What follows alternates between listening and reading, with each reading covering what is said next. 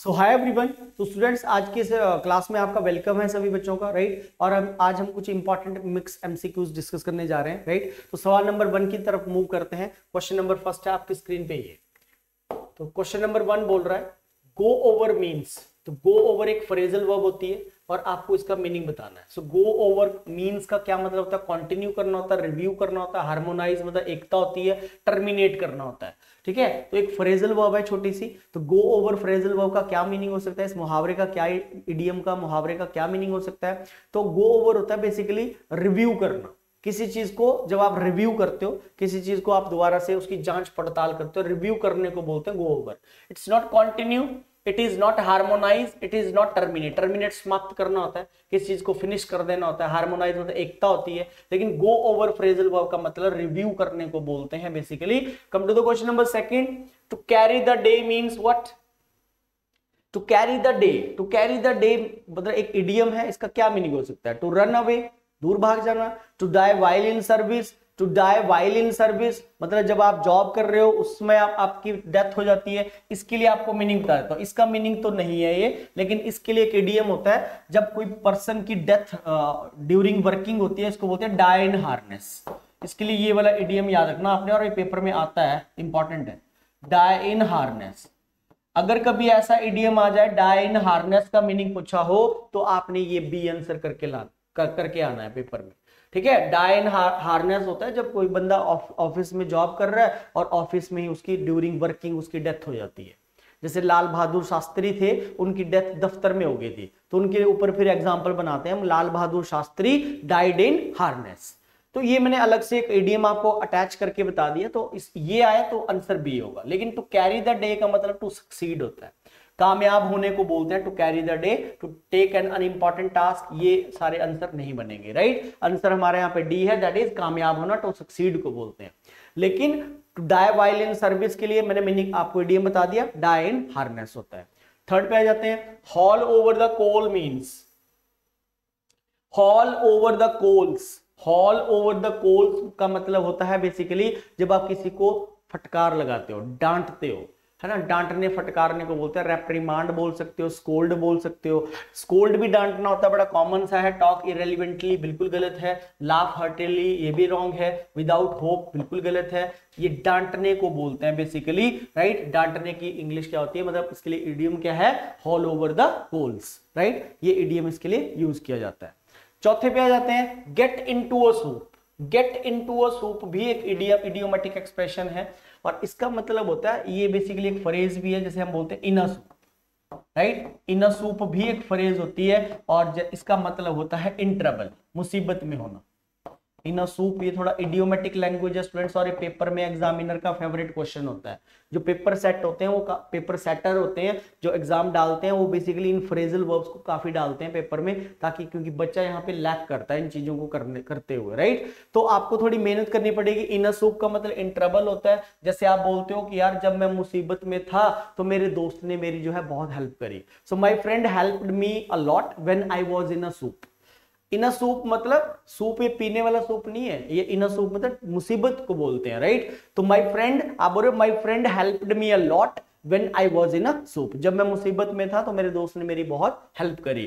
तो यहाँ पे क्या हो जाएगा? To make. यहाँ पे थोड़ा इडियम को चेंज करके दे रहा है। गेट इनटू अ सूप होता है टू मेक थिंग्स डिफिकल्ट, चीजों को ज्यादा कठिन कर देना। वरीसम नहीं होता, परिचित होना नहीं होता, लाभ उठाने से रिलेटेड नहीं है ये। टू मेक थिंग्स डिफिकल्ट होता है चीजों को और ज्यादा कठिन कर देना, ये इसका मतलब होता है। पांचों आप देख सकते हो, an iron will. An iron will क्या मतलब क्या होता है? आयरन विल होती है बेसिकली जो इंसान डरता नहीं है। हालात जो मर्जी हो, सर्कमस्टांसेस जो मर्जी हो, सुख हो चाहे दुख हो, ये बंदा कभी भी नहीं डरता है, राइट। उसको बोलते हैं बेसिकली एन आयरन विल। तो इसका राइट आंसर हो जाएगा अ फर्म ओपिनियन, एक ऐसा विचार जो नहीं चेंज होता है, ठीक है। बाकी ऑप्शंस आपके गलत हो जाएंगे। 6 पे आ जाते हैं। Antonyms of oblivious, right. तो हाइडियस हो जाएगा, ऑपोजिट वर्ड देना है आपको। ऑब्लिवियस का ऑपोजिट वर्ड क्या देना है? ठीक है, उल्टा देना है। हाइडियस हो जाएगा, तो विक्टोरियस हो जाएगा, कॉन्शियस हो जाएगा, एडवांटेजियस हो जाएगा। सो ऑब्लिवियस का मतलब होता है जो चीज जो है बिल्कुल क्लियर होती है, जो स्पष्ट होती है, ठीक है। तो थोड़ा सा मिस्ट्री वाले वे में हम लेंगे इसका हाइडियस।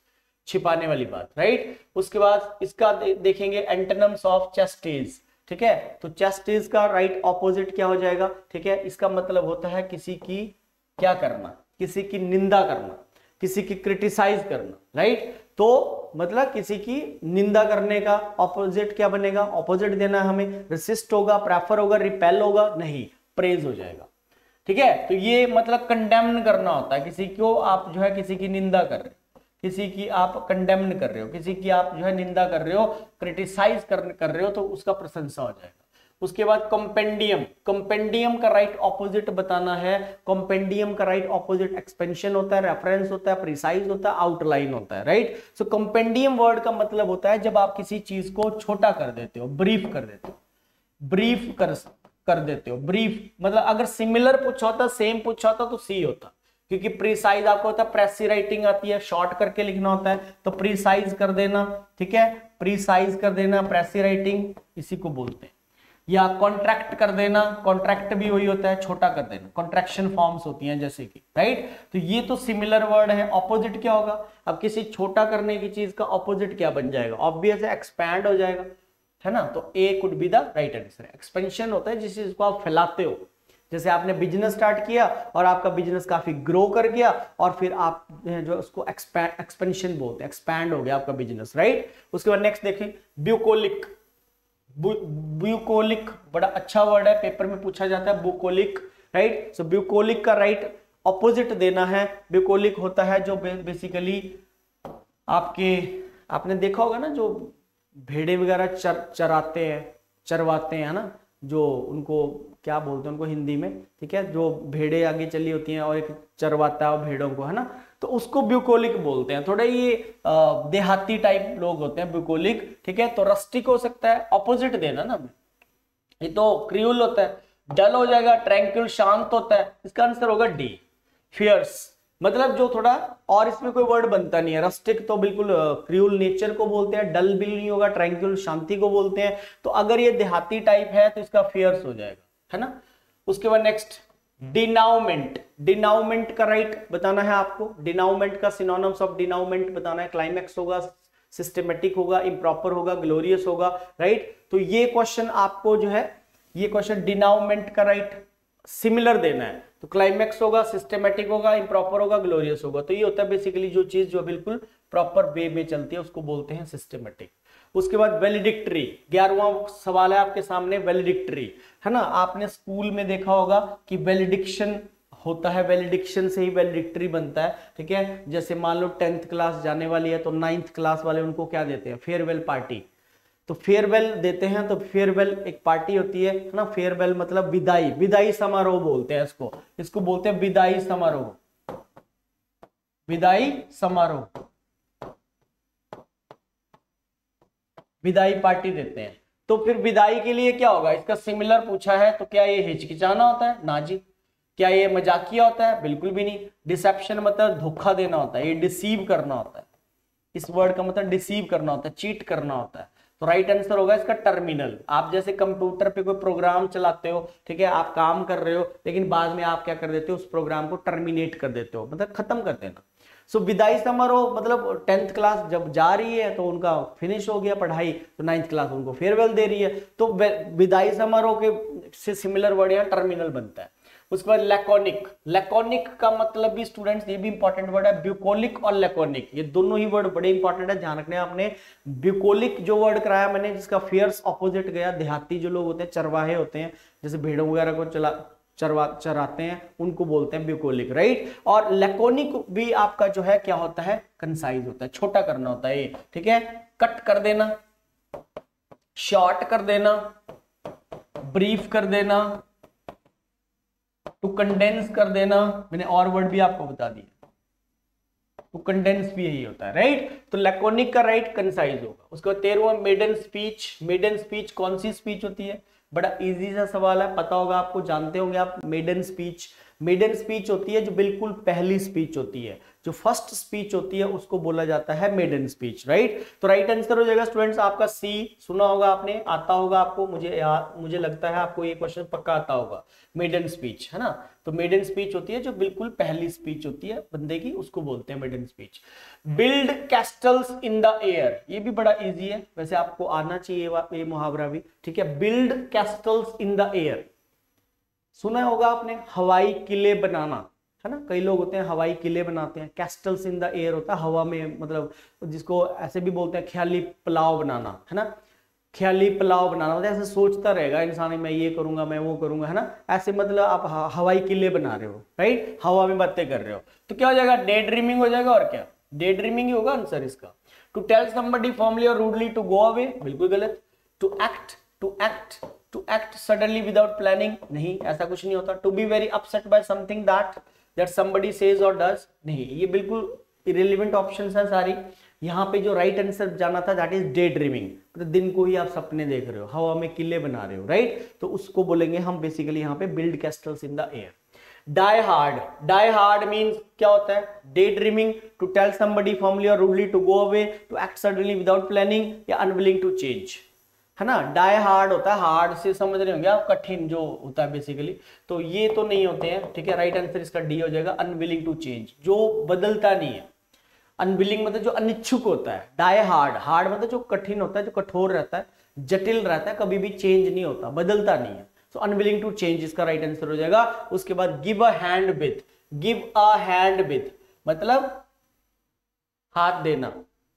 तो हाथ देना मतलब क्या, यंग एंड विदाउट एक्सपीरियंस, ना जी, ठीक है। फर्स्ट स्पीच बिल्कुल गलत। टू हेल्प विद समथिंग, ये होगा आंसर, सी होगा इसका राइट आंसर, है ना। मतलब आपका फ्रेंड आपको बोल रहा है कि चल यार वहां पे चलते हैं, ठीक है। तो कई होते हैं कि कई बोलते हैं कि नहीं यार मैं नहीं जाऊंगा, मेरा मूड नहीं है। लेकिन कई ऐसे भी होते हैं कि चल ठीक है यार, वो आपको 2 कदम चलने के लिए बोल रहा है, आप उसके साथ 4 कदम चल रहे हो, तो मतलब हेल्प भी तो करना। To give a hand with मतलब किसी का साथ दे रहे हो आप मना नहीं कर रहे हो, आप किसी की हेल्प कर रहे हो। जैसे थोड़ा आइडिया सा लगाना होता है इडियम्स में, राइट। तो यहाँ पे राइट आंसर बनेगा स्टूडेंट्स हमारा टू हेल्प विद समथिंग, किसी चीज के साथ हेल्प कर देना। 17 to feel like a fish out of water, है ना। To feel like a fish out of water, अब पानी से जब हम मछली को, फिश को बाहर निकालते हैं तो कैसे तड़पती है ना। तो मतलब कैसे तड़पती है तो क्या अंदाजा हो सकता है यहाँ पे, to feel like a fish out of water, है ना। तो यही सिचुएशन तो होगी जब इंसान जो अनकंफर्टेबल फील करता है, जब वो अच्छी सिचुएशन में नहीं होता है, राइट। तो क्या ये होंगे अनविलिंग टू चेंज, ना जी। तो एक्ट सडनली विदाउट प्लानिंग, बिल्कुल गलत है। टू टेल समबडी फॉर्मली और रूडली टू गो अवे, गलत है, ठीक है। तो यहाँ पे अनकंफर्टेबल सिचुएशन होता है, जैसे एक मछली को जब हम पानी से बाहर निकालते हैं, राइट, तो फिर वो तड़पती है, छपटती है ना, तो उसको वाटर के बिना रह नहीं सकती हो, तो ऐसे अनकंफर्टेबल सिचुएशन इसका राइट आंसर हो जाएगा। 18वां देखिए, to form at one's mouth mean, young and without experience, to be very angry, to help with something, to give great importance to little things. To form at one's mouth mean, young and without experience, to be very angry, to give great importance to little things, है ना। छोटी चीजों को ज्यादा वो देना, इसके लिए तो और मुहावरा होता है। इसका मुहावरा बताऊं आपको, राई का पहाड़ बनाना, सुना होगा आपने, राई का पहाड़ बनाना, है ना। छोटी बातें है, छोटी सी बात, लेकिन उसको बड़ा इशू क्रिएट कर देना, बहुत बड़ा बिग इशू बना देना। इसके लिए एक इडियम होता है टू मेक, डी ऑप्शन का बता रहा हूं, यहाँ पे आंसर हमारा टू बी एंग्री है, be. To form at once mouth होता है मतलब जब जो है बंदा बहुत गुस्से में होता है, इसका आंसर तो बी होगा 18 का। लेकिन मैं इसका इडियम बता रहा हूं, to give great importance to little things, ठीक है, छोटी बातों को राई का पहाड़ बनाना। टू मेक अ माउंटेन, इसका इडियम ही होता है बेटा, to make a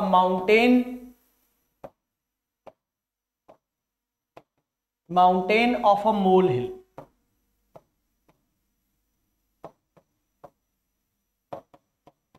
molehill, ये होता है राई का पहाड़ बनाना। इसका आंसर ये होगा D, right. To make a mountain of a molehill मतलब आप एक छोटी छोटी बातों का बड़ा इशू क्रिएट कर देते हो, उसको बोलते हैं, राइट। तो 19 देख सकते हो पूरा, we should dash the traffic rules, है ना। We should go by the traffic rules, go on, go over या गो थ्रू।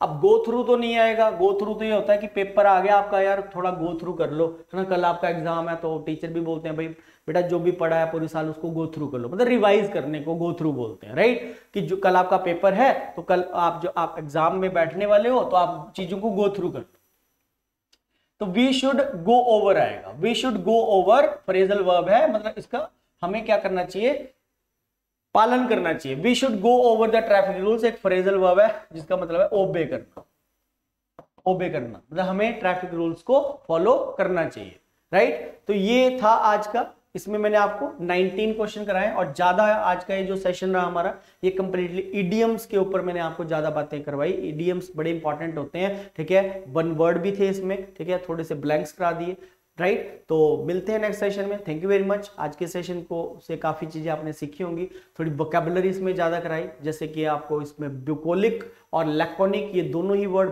बड़े इंपॉर्टेंट है स्टूडेंट्स, ध्यान रखना आपने इनका, ये पेपर में पूछे जाते हैं बेसिकली।